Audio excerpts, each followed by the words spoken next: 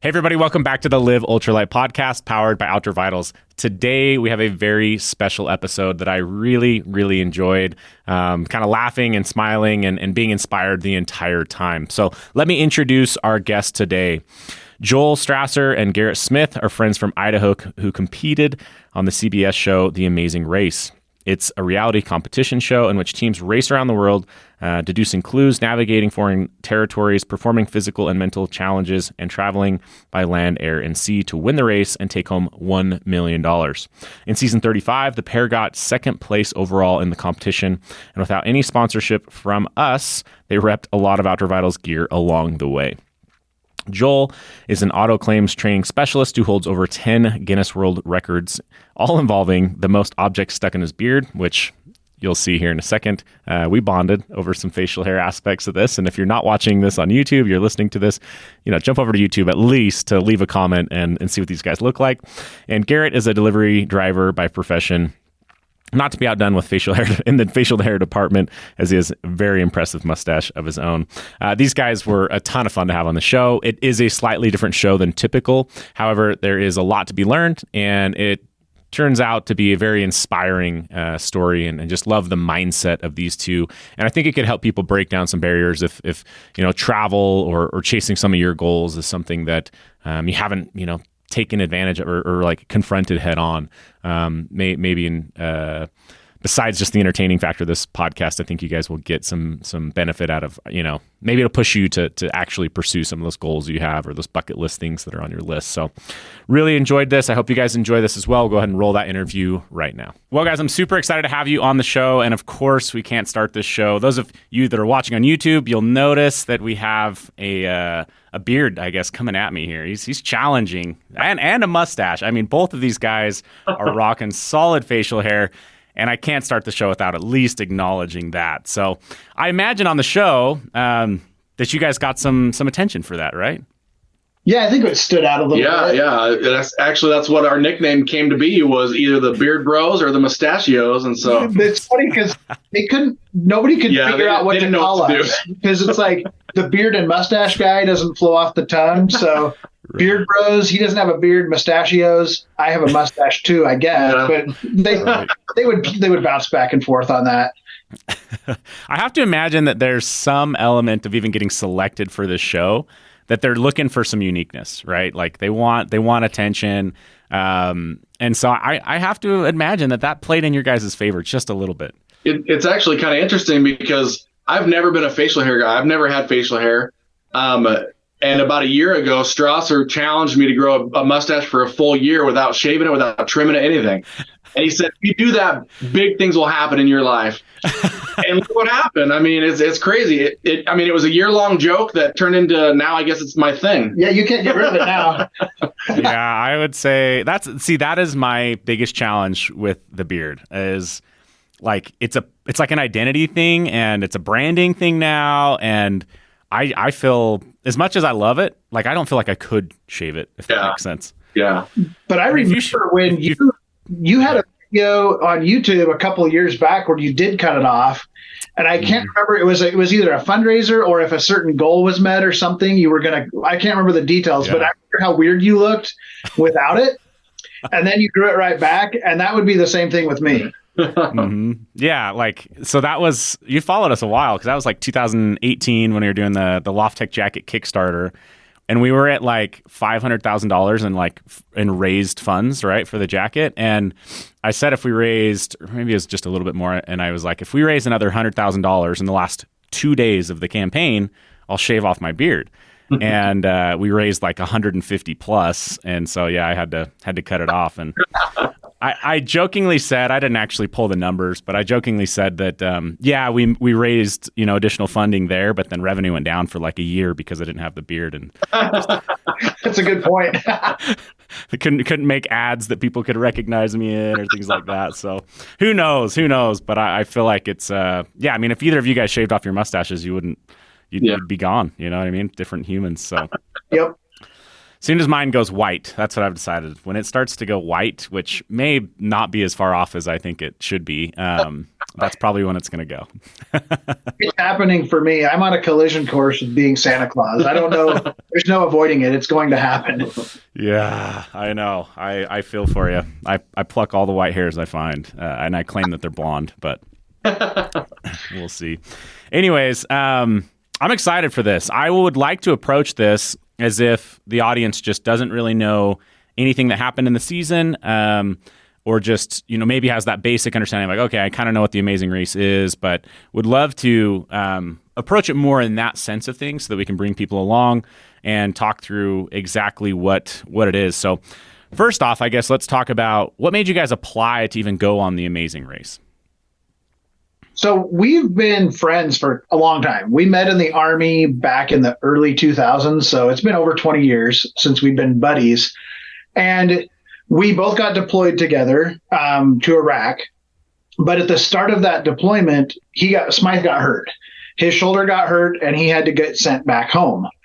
And so we had this big plan of going through this adventure together, and it didn't happen. I ended up staying in Iraq for the full deployment, and the Amazing Race came on TV on the Armed Forces Network, so I was able to watch it, and that's where I first discovered the show. This was back in 2004, and I would watch it there, and I would talk to my platoon mates who didn't abandon me, and I would be like, hey, we should do this. We could do this show together. And I talked to a couple different people, and it never really took off or anything.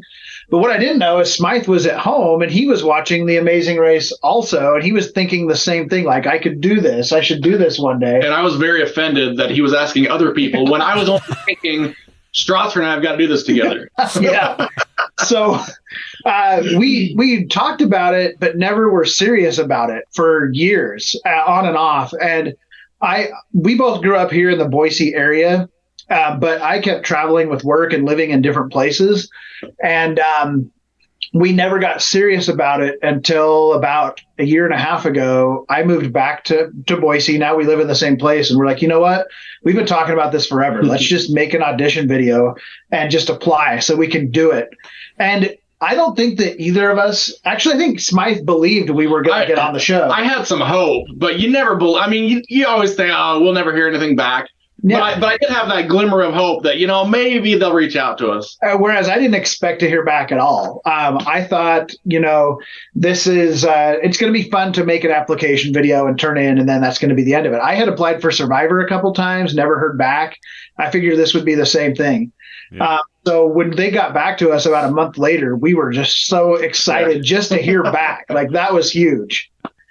What do you think? I mean, I touched on the beards, but was there something else in that process that you think made you guys stand out a little or get selected? Do you know what's funny is okay, so I hold a bunch of Guinness World Records. Yeah. They're all for holding things in my beard. Like if every record that has to do with holding something in the beard, almost every record I hold it. And I thought that would help us to get on the show. So when we initially applied, we talked about my world records in the application. And when the guy reached back out, my thought in all that was, if his Guinness World Records gets us on the show, I'll ride those coattails all the way there. I don't care. Yeah, but it turned out that didn't help at all. In fact, the casting producer guy was like, "Can you redo your application video for us, but not talk about the world records?" Because they thought they wanted to kind of downplay that. They were like, "We don't want anybody. We just want a regular guy. We don't want somebody who's done stuff or something along those lines." I can't remember how. Yeah, in the end, I honestly do think it is because he convinced me to grow this mustache that we got on, because if I didn't have the mustache to counteract his beard, I don't know that the dynamic would have felt the same for them. Yeah. And so I do think the facial hair had a big play. And as far as them reaching out to us to ask us more, and then as they heard our story, with our military background, I have a daughter with special needs and we have a connection with our kids and everything. A lot of our story, I think they ended up just liking that story. Yeah. And then with the facial hair, they're like, how can we not get these guys on? Yeah. The dynamic, but it totally helped. And yeah, I do not think we would have made it or been as noticeable to them without the. No, that's awesome. And a good story. Obviously they want as many of those stories as they can. What made you guys think that you could succeed at the Amazing Race? I'll be honest with you. I didn't have as much confidence as this guy did. I wanted, okay.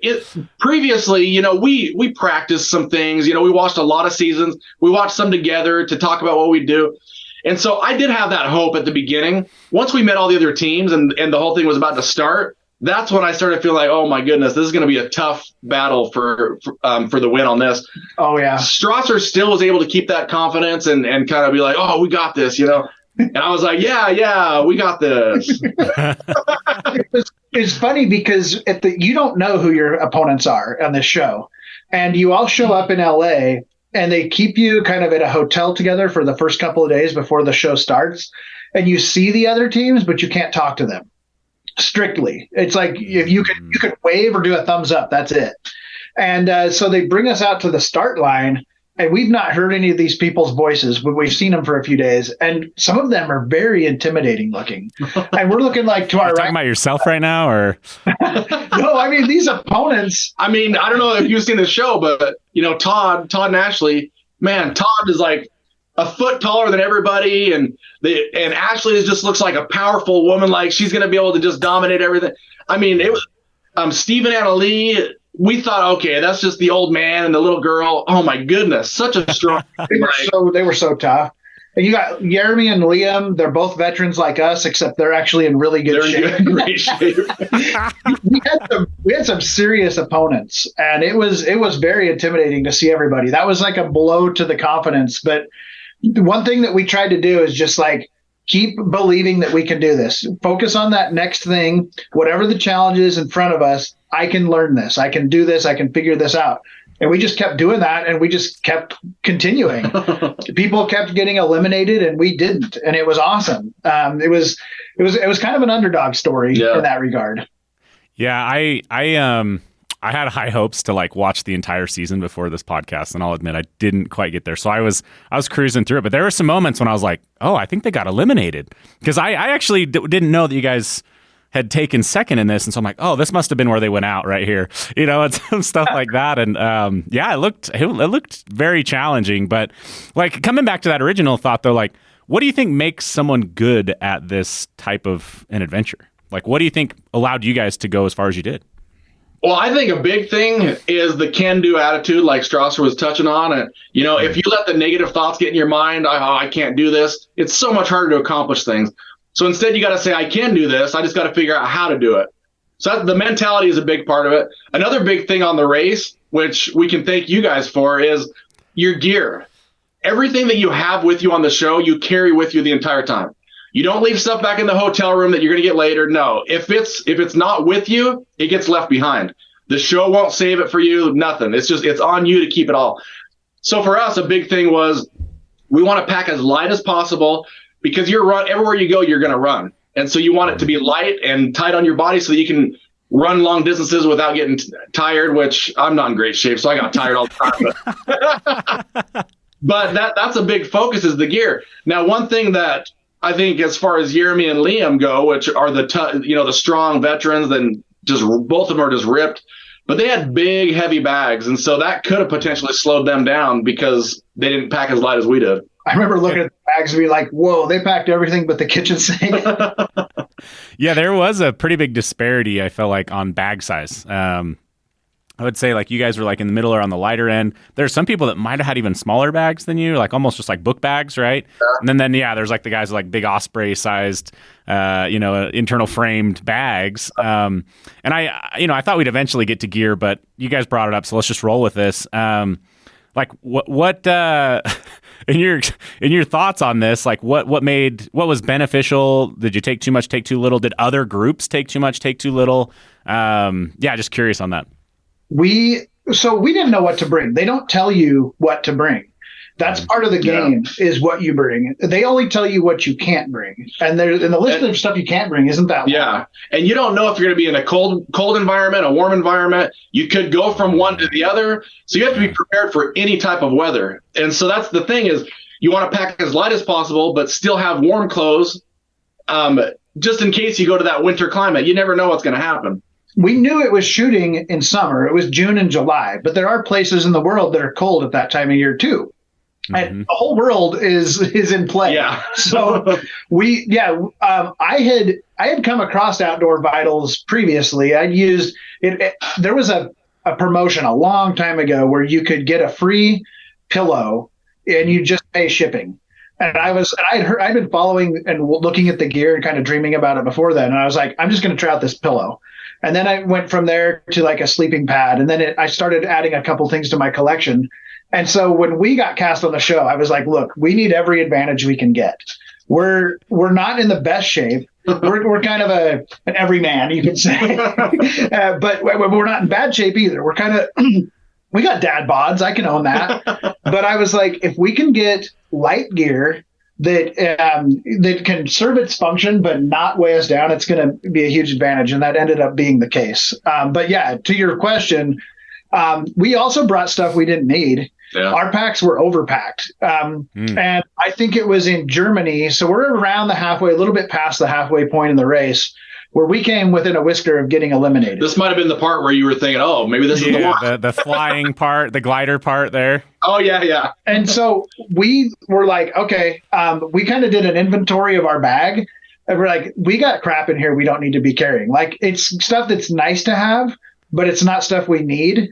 And we left water shoes, gloves, first aid kit, like all this stuff that we hadn't used that we could have maybe, but we lightened our bags quite a bit there in Germany. In fact, to the point that somebody from the hotel contacted the production and said, like, one of your people left a ton of stuff in the room. Did they want that? And we're like, no, we don't say it for them. And yeah, so the guy that takes care of the rooms, she said he was so excited to get all this brand new stuff you guys left in the room.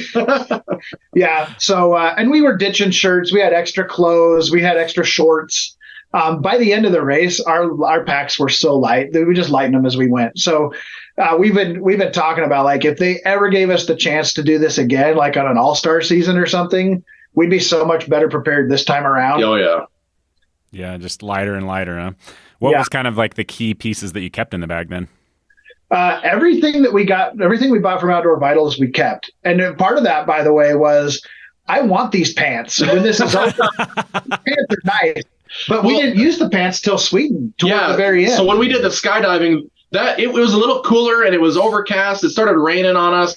And so it was nice to have that light gear still, but it kept us warm. You know, the pants that we had, the dragon wool hoodie, that stuff we could throw on. And I mean, it gave us the warmth we needed, but it wasn't anything that was too heavy to carry. Yeah. And so that's definitely stuff that we were happy that we had, stuff that we weren't going to get rid of because, you know, you never know where you're going to go next. So we got to have something that can keep us warm. By all means, Sweden was the coldest part of the whole race. And we were going in a boat in the Baltic Sea, I think. And we got water spraying all over us as we went. And all I was wearing was the sun hoodie and the windbreaker. And that was it. And I think you had the dragon wool. I had the dragon wool on it. And the windbreaker. And it worked. That's all we needed. We didn't have anything heavier than that. And it was good. And then by the end of that leg, we were running so much. I ended up stripping off the windbreaker and stuff. But yeah, that was it came in very handy. We made a lot of good decisions early on when it came to packing, I can say, and it benefited us big time. And the bag that we carried, I mean, it's just so easy to use. Like, there's pockets everywhere, easy to put stuff in and out. I love the fact that you can unzip it and open it all the way so you can access anything at the bottom of the bag without digging. Everything was just so convenient. I feel like it helped us, you know, when it came time to, we need to throw on this warmer gear, you know, it's easy to get everything out and get on and get moving without having to have too much delay.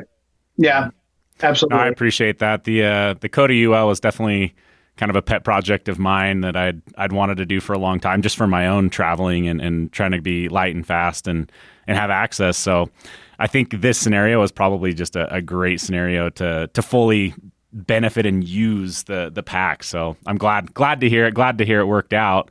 As you're talking about this though, like one of the interesting things about the race, right? And sometimes it's hard to see if like this is just how they're producing the show or if this is like the reality, but it sure seems like it's a hurry up and wait scenario a lot, right? Because you got to catch flights and it seems like that's like the log jams, right? So I guess talk to me a little bit about what, like you're talking about like running all the time and different things. So like, describe what that scenario is like, because it sure seems like, do you really have to hurry because you're going to be on the same flight, or stuff like that? But I guess you just never know. Or yeah. So the thing with the flights though is they might some of the flights production has a flight booked for us, but you can still switch flights if you can find a flight that's available.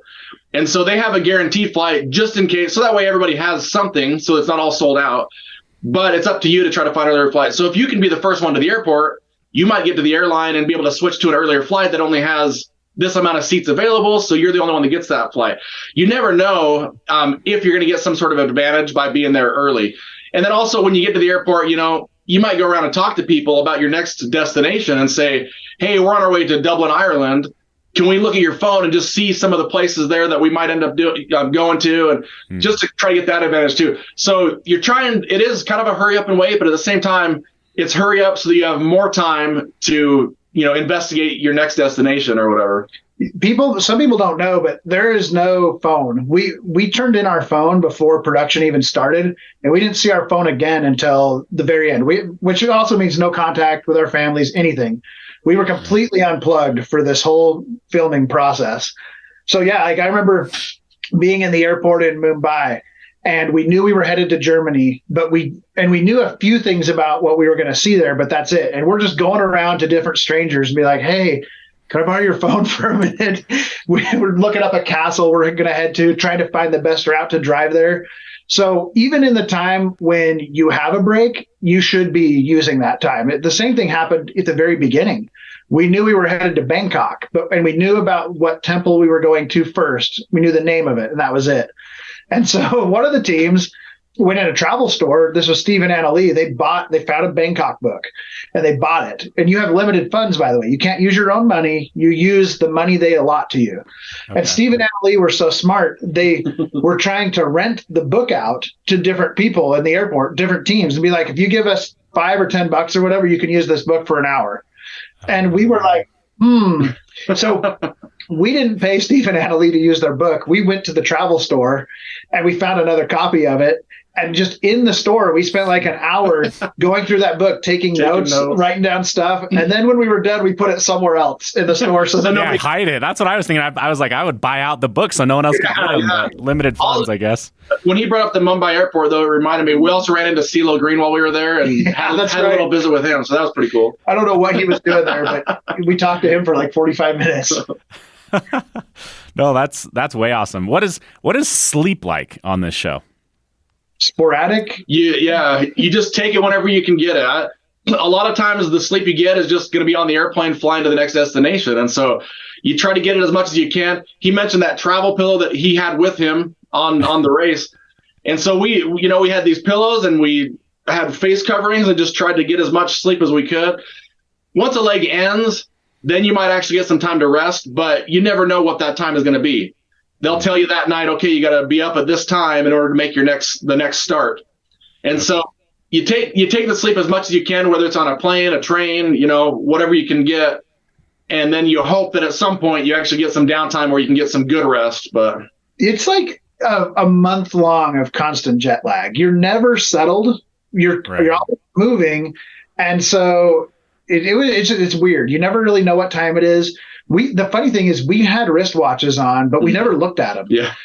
Because it didn't mean anything for some reason. Like people will ask sometimes, like, how long did this part take or how long did that part take? And we can only estimate. Like, I don't even know how long the legs were. Once the leg starts, it's like a blur and you're in a different mindset. You're in a somewhat panicked, but that's not the right word. It's just an adrenaline. Yeah, you're running on adrenaline for sure. And time becomes really strange. We almost never ate during the legs of the race, even if it was an all day thing. We would drink when we could, but everything's strange. It's so hard to describe when the race is ongoing. But yeah, it's weird. Like between the legs, would you get like a full night of sleep, or were you actually getting a couple days off type of thing? It just depended on the leg. There was a lot of the legs, you get a 12-hour break. And when you get that 12-hour break, that's from when you stepped on the finish line to when you start the next leg. Now, in between that time, there's interview time that they're going to interview you for. Then they're going to drive you to the hotel. Then they're going to, order dinner and give you dinner. And so by the time you sleep, and then you have to wake up ahead of the start time the next day, you might get 6 hours of sleep. Now, there was one particular leg where we had, I think, a 36-hour pit stop. Oh, wow. That one, we actually were in the hotel room, the full next day and napping throughout the day, trying to learn cricket because that was all that was on TV in India. But I mean, it's just a matter of, in that moment, it's like, okay, good. My knees are aching. I need this rest time. And so you take as much as you can get in that moment. And it's a lot of time on feet, I imagine. Yeah. Oh, yeah. Going into this, you just have to be in the mindset of, I'm just going to be fluid. Whatever happens, I'm going to roll with it.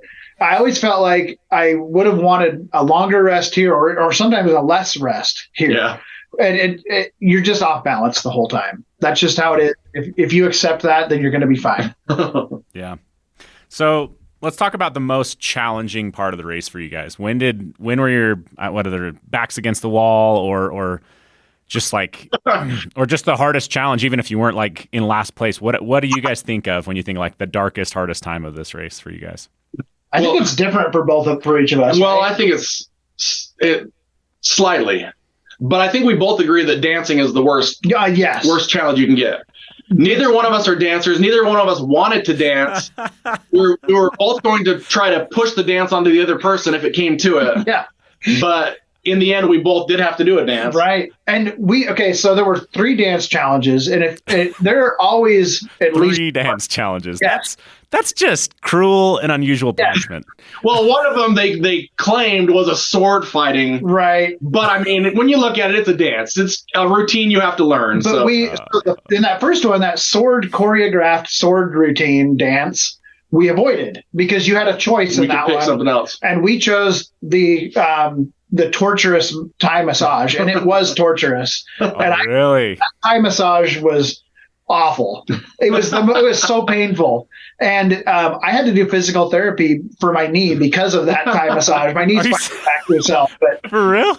Yeah. I was gonna say, like, I love deep tissue. Like if I'm not in pain in a massage, then I'm like, this is useless. I'm not gonna get anything out of it. Yeah, some of it was enjoyable, but you got to take into account the fact that they're bending you into a pretzel. It was contortion. They're touching your ankle behind your head to your ear. Like it was Yeah, it was more contortion than massage in my book. Okay. We did that, and we avoided the sword dance. But then a couple legs later, we had a roadblock. So the roadblock's only one person has to do.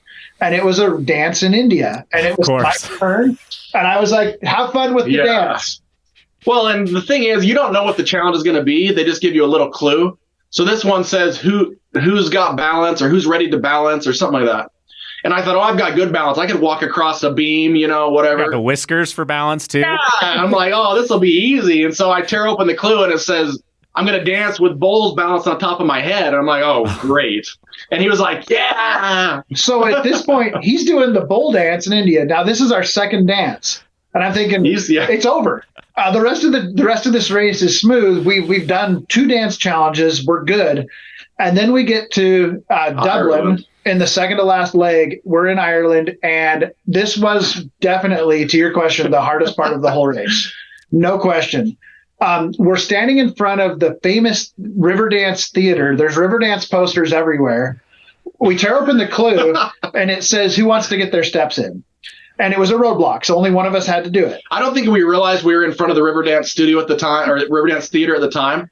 And so for him, he had no clue of the dance. Here's what I was picturing. My thought, when it said steps, I thought, this is probably a dance routine. But not me. Here's what I was picturing. I knew it was a theater. And for some reason, I pictured that this theater had a big pile of sandbags in the basement that needed to get to the roof for some reason. And then I was going to be going up and down stairs with sandbags. And I was like, this challenge is built for me. I was like, this is perfect. I will get my steps in. So I volunteer for this challenge. And then I read the rest of the clue because you can't read the rest till you decide who's going to do it. And it says, join the Riverdance troupe and perform a 30-second routine. And my heart just fell out of my chest. I was like, a Riverdance? I knew what Riverdance was. I'd seen a little bit. And I'm like, they could not design a challenge harder for me. There's nothing they could do. even if they were like, we got to get Joel out of this race, this was the thing. And so there's only 4 teams left at this point. And we got to the Riverdance Theater second. We were doing pretty good in this leg, but we left there last by far. I had to do that dance so many times. It was so complicated for me. The first 2 teams that got there, the first 2 teams that finished it, John and Corey finished it fast. They were both very good at dancing. This was in their wheelhouse. And then it was me and Steve that were left. And Steve, he knows how to country line dance. That's the extent of his dancing. And I don't know how to do any dance. But Steve finished it up. He's gone. I'm the last one there. The show was super kind in the edit because they made it look like it only took me 7 or 8 times to try it. It took me 15 times. In fact, it took me so many tries. You see in the show, you see me say, I'm going to take a 3-minute break and I'm going to come back. Well, what you didn't hear was the show said that the dancers needed a break. Yeah. Like I wasn't even going to take a break. I was just going to keep attempt after attempt. They're like, these guys have been dancing way too long at this point. We got to give them a break. So when they said dancers need a break, my way of controlling how long it was saying, okay, I'm going to take 3 minutes. I'm going to get some water and I'm going to come back out here. So I kept trying over and over again, and I finally did a good enough job to pass it. But I mean, we're only 1 leg away from the finale at this point. And in my mind, this was the thing. We talked earlier about having the right attitude. This was all about the right attitude, because everything in my mind was, you can't dance. You suck at this. You're never going to get this done. Like that kept coming at me, but I wouldn't listen to it. Like constantly, I'm just like, oh, yes, I can. And yes, I will. I will learn how to do this. I will figure this out. And so one little step at a time, I kept getting just a little bit better at it until I could finally pass that thing. And when we left that theater, the last team to leave left about 20 minutes before us. So we've got some uphill battle to come up with. And we managed to catch up with and pass Steve and Anna Lee and make it to the finale. But it wouldn't have happened if I would have listened to that negativity, because it was tough. The mental part was the hardest part of that dance. It wasn't the physical. Learning the steps was tough, but the mental was way harder. And as his teammate and friend, I'm like, you got this, Strasser, you can do it. And I'm like, oh, he doesn't have this. There's no way he's getting this done. Are you in the studio watching it then? Yeah. So I was just sitting in the theater watching him every attempt. And man, I could see it in his face how much he was battling within himself. Like, I can do this. But I'm telling you, if I had done that challenge, it wouldn't have been any better. That was a tough dance, and it was so fast. And I was proud of him in the end that he was able to get it, because man, it was a tough thing. Yeah, I'm definitely watching this episode now. I got to see this. Yeah, just don't laugh too hard at me. I'm pretty sure I busted a button on the shirt too. Oh yeah, and I just looked. I was just in so much distress. Although that wasn't as bad as Steve at one. They didn't put this in the show, I don't think. Oh right. Steve's SpongeBob underwear started showing out of the back of his pants. His pants were coming down, and he had SpongeBob boxers. That's awesome. So if that's kind of the low, where do you feel like you guys excelled the most, or like the high of the show for you guys? Do you think it was the Sweden leg? Do you think that was? I mean, there's so many good moments to pull. Yeah, so the Sweden leg was a big one. The finale, to an extent, I felt that too. But yeah, the Sweden, there was a lot of things throughout the show where we just felt like we excelled at, but in the end, it didn't turn out well for us, or as well. But Sweden, for sure, we just had a fun time in Sweden. We got to the skydiving first, so we got to do skydiving before everyone else. First out of the plane. We led that leg for a good portion, and then we got passed up, and we still just kept that positive attitude. We dropped back to 4th place. Yeah. And we still kept that positive attitude, and we were like, you know what, we're going to get this done. We might end up in 4th place, but that's all we needed, because there was 5 teams at the time. Yep. So the 5th place team would be eliminated. So as long as we keep 4th, we're safe. And at one point we saw a couple of the other teams ahead of us, but then we didn't see them again. And so at this point we're thinking, we're 4th place, but that's okay. That's all we need. Yeah, and we turned out our navigation saved us, which was the thing that saved us many times, actually. But in Sweden, it was. We had to, towards the end of that leg, we'd completed the challenges, and now we just had to make it to the pit stop. And Phil's waiting for us at the mat. And from fourth place, that's where we jumped into first. The three teams ahead of us, they bunched together. That was their mistake. They were all like keeping together, trying to figure it out together, trying to keep the other two teams behind them. And so they made mistakes together and they went the wrong way together. And we got good directions. We got on the subway. We got exactly where we needed to go. We found a shortcut and we got to the mat and and there's no other teams there. We honestly thought we were in fourth at this point. We thought first, second, third, because they were far enough ahead of us. They could be finished and gone by the time we get there. And so we're expecting to get fourth place, which we're happy with because we're staying in another leg. So we're okay. Phil hasn't told us what place we're in yet because he loves to drag it out. And on the show, you don't know, but on the mat, you talk to Phil for like 15 minutes every time, and they show you about 20 seconds of it in the show. And they pick whatever 20 seconds they want to show. We're talking to Phil for a while. We're having a good time. We're talking. We're waiting for him to tell us we're in fourth place. And when he told us we were in first place, that we finished the leg first, you could have knocked us over with a feather. We were so excited. He told us we won a prize, we won a trip because, the winner of every leg gets a trip as well. And we're just ecstatic. And then the other three teams come up and we're just like, holy cow, how did we beat them? Yeah, they ran up just shortly behind us too. And so we passed them up and beat them by just a few minutes. But I mean, we were in shock. We couldn't believe that we had passed them up. In fact, all of the production that was standing around the mat off camera, they all were loving it because they knew that we thought we were fourth. Yep. Yeah. The whole entire time. And so they were like, oh man, that was such a good reaction because you guys had no clue you got into first. That's awesome. What is navigation like? Like just, pulling that back even to a more general audience, I think that so many people don't travel because they're so nervous about, getting lost or navigation or how am I going to get here? How am I going to get there? And I mean, you guys are doing this without phones. So it's the next level, right? Because honestly, I just say, download Google Translate. You can do anything you ever need. Yeah. like there's no need to really have fear. There's good people that'll help you everywhere. And so that's always been like my stance. But when you take the phone out, that's whole next level, right? So talk to me a little bit about navigation. I'm sure it was hard, but like, I don't know, what surprised you about navigating in the way that you had to navigate? I think it kind of depends on the country you're in because now, even though we don't have phones, you can stop somebody in the street and ask to borrow their phone. Now, you can only write directions down. You can't carry the phone with you and walk to where you're going. Take off running with it. But in some of these countries, like when we were in Thailand and in India, they don't use our alphabet. And so you're trying street names. You don't know what they are. And so we're kind of just writing, okay, we'll go up 3 streets and take a left. And we just write down everything we can. But the great thing is, almost every time we ask somebody for help, people wanted to help us.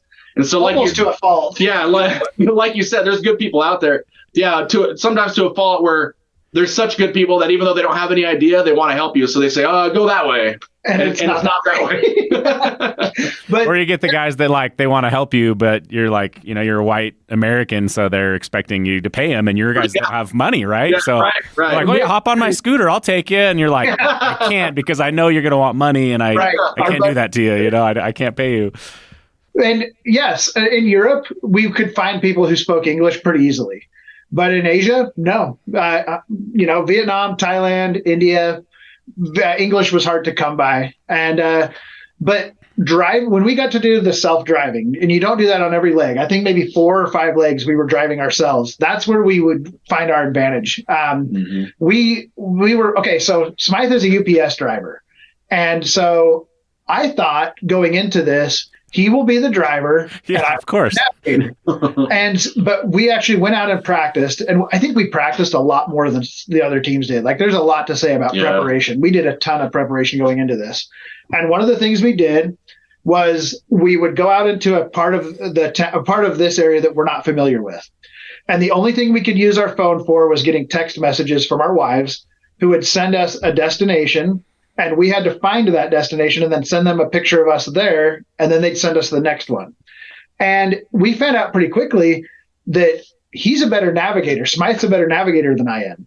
So it actually worked better for me to be the driver and him to be the navigator.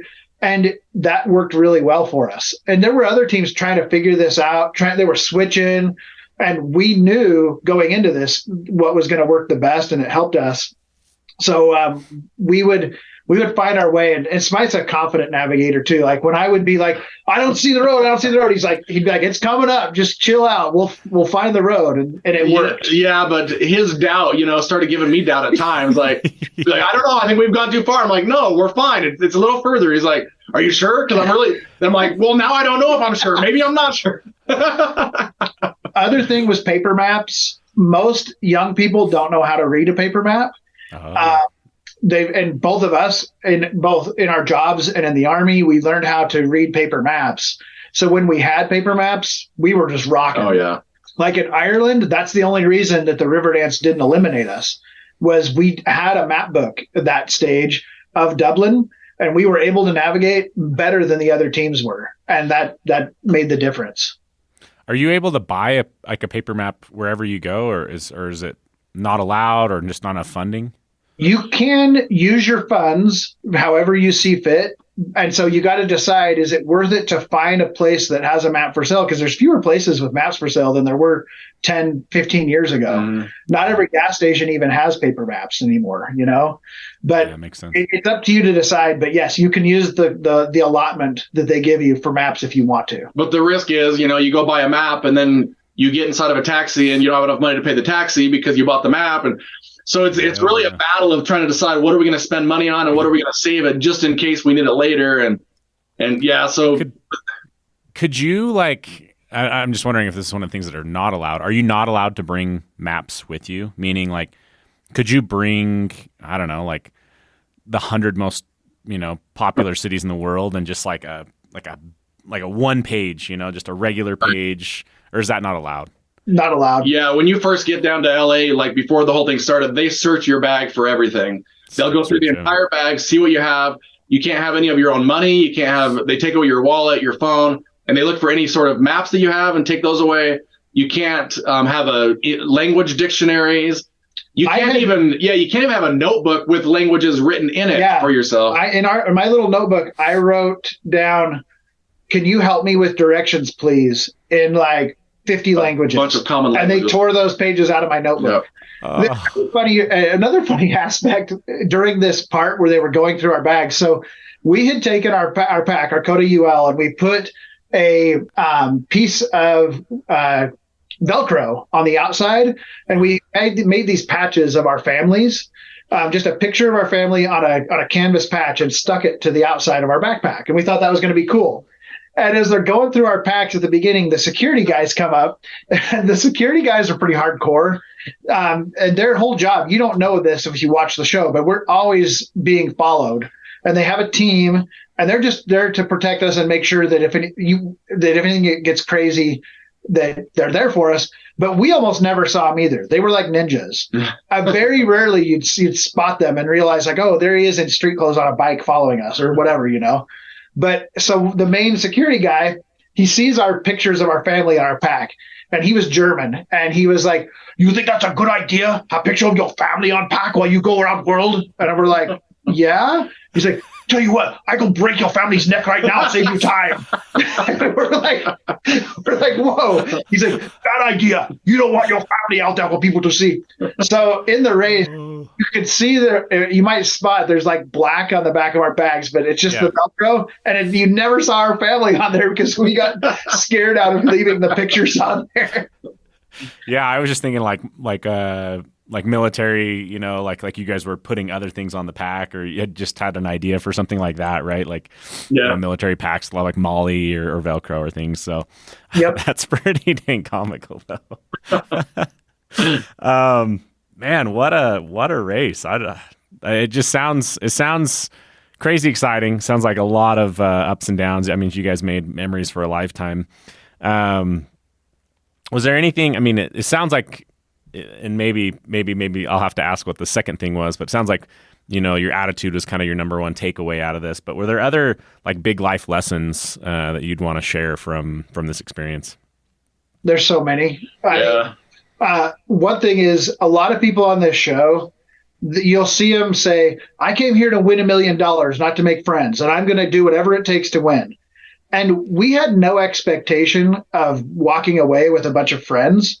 We didn't say it like that, but we kind of were like, yeah, we're if we have to play dirty here or there, we might. We didn't really know, but it turned out playing fair, or I don't know, good sportsmanship helped us a lot. And we did walk away with a lot of friends. Like all the other teams are like lifelong friends for us now. We would mess with them sometimes. There was Steve and Anna Lee. When it came to travel, like Anna Lee she was always working every angle she could. And we would act like we got on an earlier flight than her just to mess with her and watch her, like the steam come out of her ears. And then like, I'm messing with you. But it's funny too, because when we did that, she was like, I actually needed that. And I mean, it goes to show you that even in stressful situations, you got to find places to have fun. You got to find places to laugh. There was a couple times when we were in Germany and we thought for sure we were going home. At that point, we still were in a hurry, but at the same time, we wanted to enjoy our last few moments before we get sent home. And so we were given some sausages, and we're just standing there eating the sausages, having a good old time together. Later on, we're building this dragon puzzle in a cave, and we're roaring like a dragon. Like just being stupid, having fun. And I feel like those moments where you can lighten up the mood, even in stressful situations, that helps you get through the stress and just make it, I don't know, your attitude improvement really goes a long way. You get a lot of people, not even just our season, but in the history of the show is trying to break you down or push you to your limit, I should say. And you'll see a lot of different reactions to that. And it's very common for people to start yelling at each other, being like, well, you should have told me where to turn, and like all this different stuff. And we never did that. I'm not going to say that we're perfect in that. Like I would say, if I went on this race with my wife, I love her very much, and I'm glad I didn't go on the race with her because I'm still married to her. And if we got on this race together, we wouldn't stay married. But Mike and I found out how to have a way to be positive the whole time, be happy, have fun, and still push it. Like we weren't just messing around. We were very serious about trying to do as good as we could, but we had to have fun. You guys still there? Yeah, I think it froze for a sec, but we're back. Yeah, no, I actually think that was your guys' advantage, right? Because for some reason, as humans, we're kinder to people that we know less, and we're meaner to people that we know more, I feel like. So like, you could be meaner to a spouse per se, and not that you're trying to be mean, but like you will say things to a spouse that you'd never say to a friend or someone or a brand new acquaintance, right? And so I could see that kind of working in your favor, like not being like, you may in your head be like, what the frick did Garrett just do? Like, come on. But you're not going to like say that. You can be like, all right, Garrett, like we can move forward, instead. But in your mind, you're like, gosh, dang. So I can see that playing in your guys' advantage for sure. So talk to me a little bit about the finale, right? So you come in, how many teams are still there? 3 teams left. 3 teams left. Yep. You're playing for first. Is there any reward for anything besides first? There is. It's not much. It goes down drastically from first place. So the winner of the race gets $1 million, which you split. Yeah. So that is a benefit of going with your spouse, because if you get the whole million, if you go with somebody else, you each get $500,000. Or 3/4 is what we decided with us. I would get 3/4, he'd get 1/4. That's not what we decided. You do by beard weight. Yeah, about that. So second place, you get $25,000 to split. Significantly less. Now, it's nothing to sneeze at. I'm accepting my half of $25,000 happily, but we go into that's a big difference. Oh, huge. It drops big. A lot of people assume that like the second place, maybe they get a couple 100,000 or something, which I would be happy, but that's not the case. So even 100,000, it's like 1/10 of the million. Right. It's still something. Yeah. But we go in and the finale went great. We go to Seattle. I used to live an hour south of Seattle recently, like just a couple years ago. I lived in the Olympia, Washington area for about 5 years. But the thing was, I didn't like Seattle and I avoided it. And once I found out the finale was in Seattle, I was like, oh, I should have gone there more often. But we get there and it's a scramble. We did actually find a map in the airport, though, that we did buy with our leg money for Seattle in the hopes that would help us. We bought that in Dublin. We actually found in a bookstore a Seattle travel book with a pull-out map. And that did help us, So we get there and we got to perform 3 tasks in any order we want to. And it's the glass blowing task, the setting up a grunge band, and then doing a trapeze. And so we did great of the 3 teams. And by the way, these 3 teams didn't make it to the end because they were a slouch. Oh, yeah. They were top tier teams. Corey and Rob, Greg and John, excellent. Just being in their company was like a huge accomplishment to be in the finale with them. And we get to the glass blowing. Greg and John have already been there a few minutes. They got the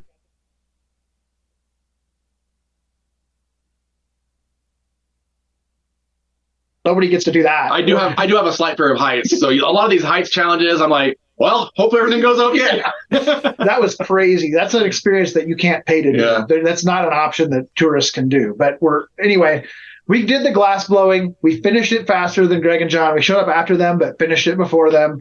We get to the next challenge where we're setting up for the grunge band, and we had to set up all their instruments, all of their sound and all their equipment. We had a diagram, and we just had all of the instruments were out on the street in cases. And we had to bring them in and figure out how to set it up according to the diagram.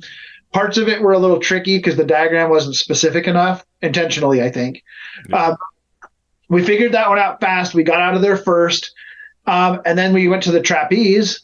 The trapeze, it looked like it was going to be a lot harder. That's where the negative thoughts start going into your mind. Oh, I don't know if you can do this one. Yeah, we're having to swing by our knees and then get successfully transferred to the guy who catches you and swings you across.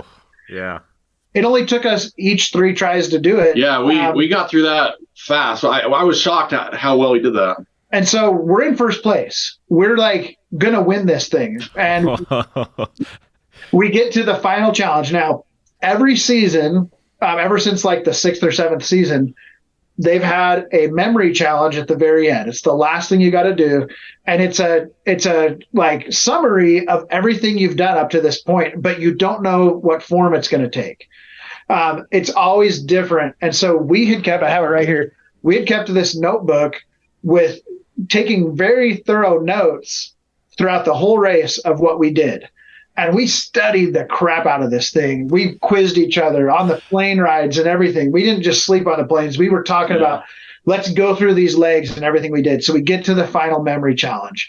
And it's a bunch of kayaks that all have words on them that represent tasks that we did in the race. And there's all these racks. And we got to set them up on the rack. And then there's paddles, too, that are taken apart that have the name of a country and the picture of the country. You got to put those together and then put them with the right kayak. So there's about 100 elements that you have to get right. It has to be in the perfect order. And the kayaks just have the phrase of what the challenge was called, like, who wants a bird's eye view, for example. Well, why'd you have to use that example?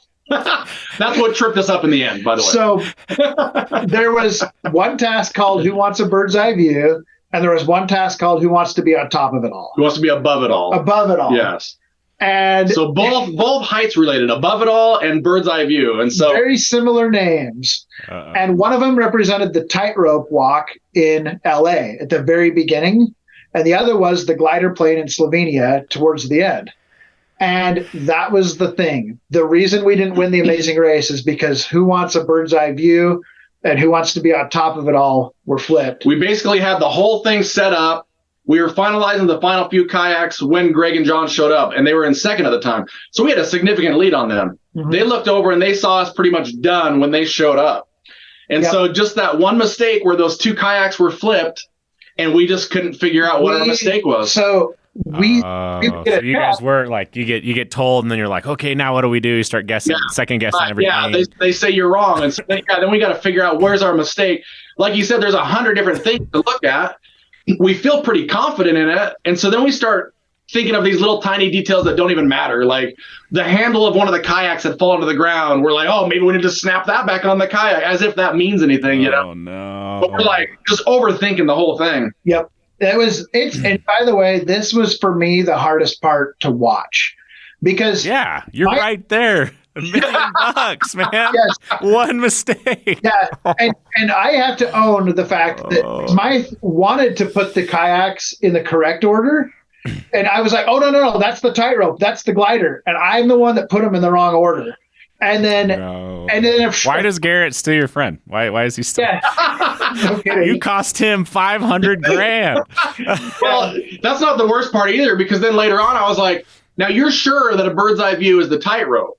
And he's like, yeah, I'm sure. I'm like, okay. So again, I mean, if I knew that it was wrong, I would have flipped it. And so I didn't. I mean, I still had some doubts myself. That was the thing that I was like, oh, maybe that's it, but I didn't know for sure either. And so it's on me just as much as it's on him. He's a good friend to say that. And so then Greg and John finish theirs. Corey and Rob show up and they're starting theirs. And Greg and John left about 5 minutes before we finally got it right. So now we're headed to the end, the finish line. And we get our last clue. By the way, it's late at night. It's like 3 in the morning. No, I think it's maybe close even to 3. It's in the middle of the night. So there's not like people around that we can ask directions and stuff. But we know where the finish line is now. It's at this park, at this mansion, and it's called Marymore Park. I never heard of it before. And where do you go in the middle of the night if there's no one to ask? You go to the Jack in the Box 24-hour drive-through. And there's a car in the drive-through getting their food. And we run up to that car and I'm like, screw your food. We need help with where the heck is Marymore Park? And these people started freaking out like, oh, this is the Amazing Race. They recognized the show right away. I thought they were going to say thought they were getting robbed. Some bearded guy at 3 a.m. runs at their car.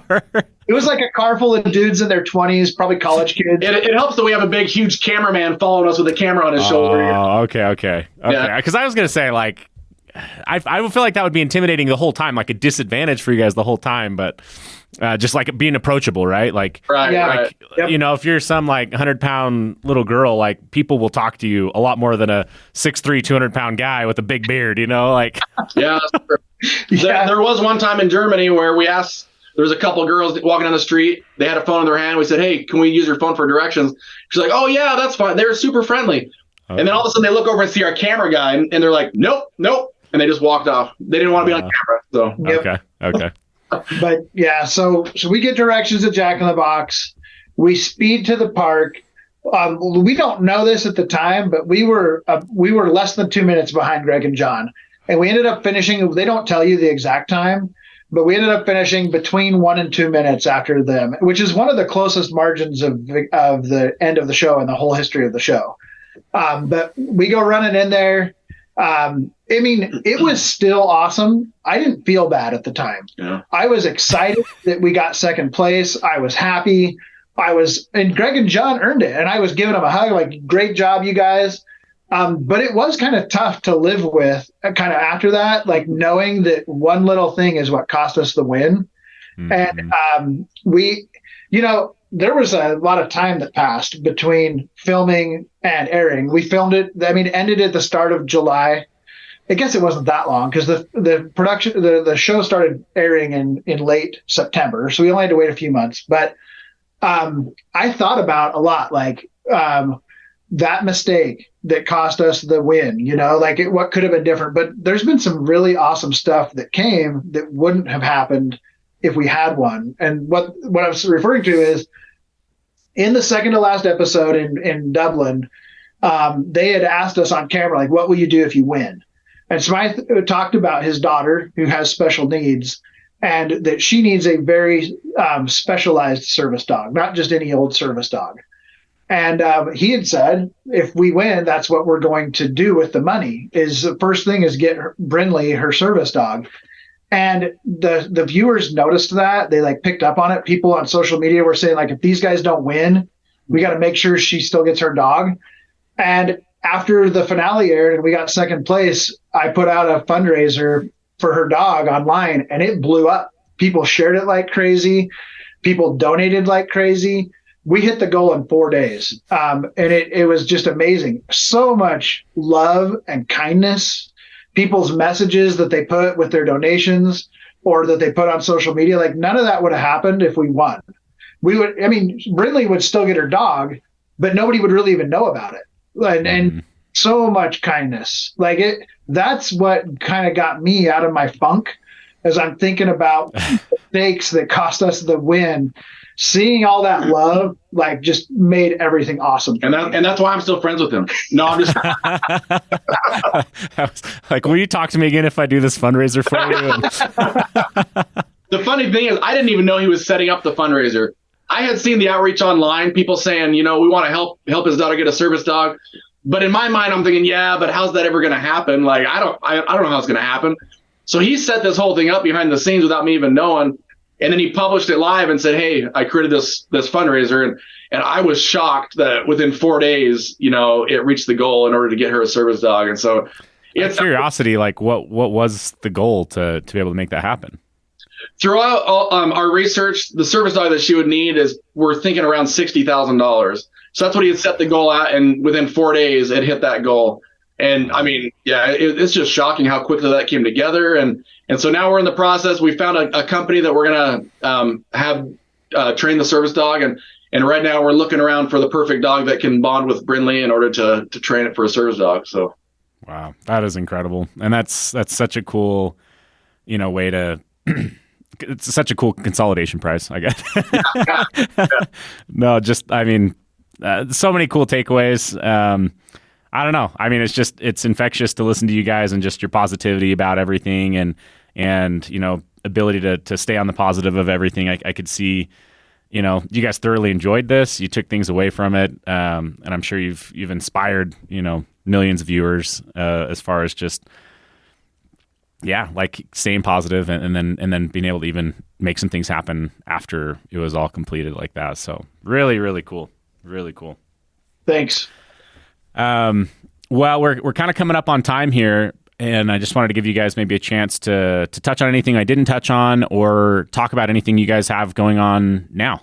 If you guys are I know you guys kind of have a YouTube channel you've been dabbling with, so maybe throw some things out there for people to know. And like I said, if I missed anything important, call that out too.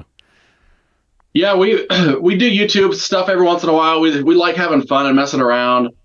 We've done some stuff on recapping the episodes and also how we prepared for the race. We talk a little bit about our gear and the stuff that we took with us and packed for the race. One big thing that's coming up for us that we've been kind of working towards is we've had some people reach out to us about just giving some speeches on positivity and how our attitudes helped us through the race, the stuff that we learned on the race. So that we're kind of looking forward to doing that kind of a thing coming up soon. Yeah, we've been preparing for that and working on that. I know that this is, maybe we've already kind of touched on this a little bit, but one thing that I said that I had forgotten that I said, which by the way happens all the time on the show, I would see myself saying and doing things that I didn't even remember. And one of them, I said something to the effect of, you might not look the part and you might not even always act the part, but you can do the part if you believe that you can and just keep working on it. And that's what we showed. We don't look like the team that came within a whisker of winning this thing. We don't look like, I mean, a lot of people, when they looked at, because people are into the show, and they look at the whole cast and they try to guess the order that they'll be eliminated. And we were, on everybody's list, we were one of the first teams to go out, just because of how we look and act, I guess. But we just had to keep believing and keep pushing and then it happens. So that's a big lesson and a big takeaway for me. But yeah, you can find us on Instagram. You can find us on YouTube. The YouTube channel and my Instagram account is just Joel Nert, JOELNERT. And then Smythe, what's your Instagram account? I think my Instagram account is the Mr. Yeah, I know it better than Wait, you. no, I got it. The pesky Mr. Mustachio. It's too long. We'll try to link those as well. Thanks. But yeah, it's all about having fun. That's what it all comes to. The biggest lesson to learn is you're going to fail in life. And when you fail, all that matters is, do you learn a lesson from it and get up and keep going, or do you just let it hold you down? And you got to not let it hold you down. Yep. Learn the lesson that you can learn from it, get back up, and just keep moving forward. Yep. Yeah. No, I think that's huge. And it's funny to me that I guess this is the interview that I'm having this week, because last week I actually went to kind of a 3-day training, and a lot of it was just about like mindset, and it definitely like pushed you to lean into areas that you're not comfortable. And it's just interesting, right? Because it seems like in life, a lot of times you're going to have to do it regardless. And what you can choose is your experience of it, right? Are you going to lean in, or are you going to lean out? Are you going to resist, or are you going to, just to make the best of it? And there's so much. I think there's so many people in the world that could benefit from just understanding that, or building their own confidence in that. And there's the side of it too, like. Look, getting up there and doing a river dance, like that's so uncomfortable. I imagine like I think about that and I'm like, that's like, put a tarantula on my back. I don't care. Like, don't make me dance publicly, right? Like, there's no way. That's the worst thing you could do to me. But like being able to push through stuff like that, I think it's huge. And what it does, it builds confidence, and confidence breeds confidence, right? And so, I think it's huge. I love that you guys are getting some opportunities to talk about mindset. I think that's, to me, talking to you guys, I think that's the gem here is that, and being able to just lean in and say I'm all in. I'm just going to give it my best and stay positive with it. And I think that attitude will just, I mean, obviously it'll make a difference in your guys' life, but I think it's going to continue to inspire people going on. So absolutely, really appreciate it. I really appreciate you guys sharing that, being who you are and showing up that way. It's huge. It's huge. Thank you. Yeah. Appreciate you having us on. I've heard some of the other guests on this podcast, and wow, I feel pretty honored to have been included. So thank you for having us on. No, it was our pleasure. I thoroughly enjoyed this. I don't know if I've like smiled and just enjoyed the conversations, just constantly just wanting to laugh through this whole thing. So you guys killed it. Really enjoyed having you on here.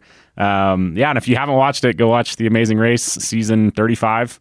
Obviously came down to a nail biter. So what else could you hope for in a reality show like that? So, and I hope too that this does inspire people to push past some of their comfort zones, maybe do, some world travel that you've wanted to forever and just have held back on. It's there's a world of opportunity out there if you push past some of those fears that you have. So thanks again, guys. Really, really appreciate you coming on the show. Thanks, Jason. Thank you. All right, there you have it. Hope you guys enjoyed that interview as much as me. I really was just smiling, laughing, and being inspired the entire time. And I hope you guys felt the same way. I hope that you guys take some of those goals that you may have and go and pursue them. With the right mindset, I think anything can be done. And I think it's often our fears, not realities, that keep us from achieving things. So really appreciate these guys coming on and just sharing that positivity, sharing those mindsets. And I think a lot could be learned. So okay. With that, I just want to make sure that you guys subscribe, share this episode. That really helps us be found and just inspire more people.